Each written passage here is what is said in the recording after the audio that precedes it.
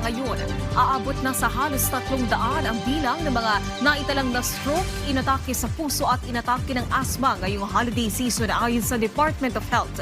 Ngayong araw lamang nadagdagan ng 31 ang bagong kaso.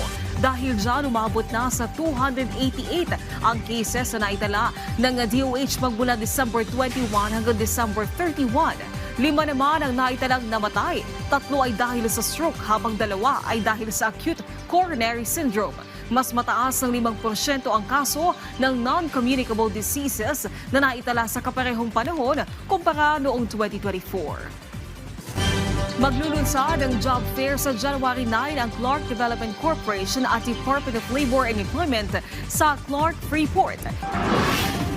Ito'y upang tulungan ang 500 manggagawa ng Charterlink Incorporated na nawala ng trabaho matapos magsara ang kumpanya dahil sa pagkalugi.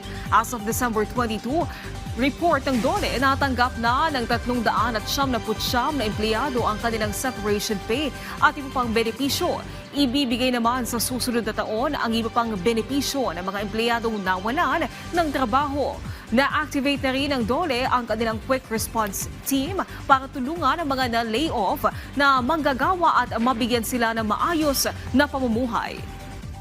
Samantala, alamin natin ang ibang balita sa PTV Davao mula kay Jay Lagang. Bagong adlaw, arestado ang usa ka individual atul sa gikasang entrapment operation sa kapulisan tungod sa illegal nga pagpamaligya o pabuto sa Turil Public Market sa Davao City. Sa report sa Davao City Police Office, gikasa ang operasyon pasado alas 2 sa hapon natong Lunes, Desyembre 7183 kun ang firecracker law. Gianunsyo sa Department of Environment and Natural Resources kon DNR Socsargen Region ang temporaryong pagsirado sa Lake Colon gikan Enero 3 hangtod Marso tuig 2026. Ang maong ecotourism destination sulod sa Ala Valley Protected Landscape nga gidumala sa Protected Area Management Board ug sa lokal nga kagamhanan sa Tibuli kasamtang ang nagaproseso sa aplikasyon sa Special Use Agreement in Protected Area. Busa gideklara sa LGU Tibuli ang temporaryong pagpasarado niini alang sa turismo. Hinoon matagtuig na sabkini nga ginapahigayon alang sa pagkonserba niini ug aron nga masiguro nga maprotektahan ang biodiversity niiningon man aron sab nga mapreserba ang kalidad sa tubig sa Lake Colon. Subay niini nanawagan ang DNR-12 sa publiko nga respetuhon ug suportahan kini nga lakang aron nga maprotektahan ang Lake Colon alang sa umaabot pang henerasyon. Ug mo kadto mga nagunang balita dinhi sa PTV Davao. Ako si Jay Lagang. Mayong adlaw.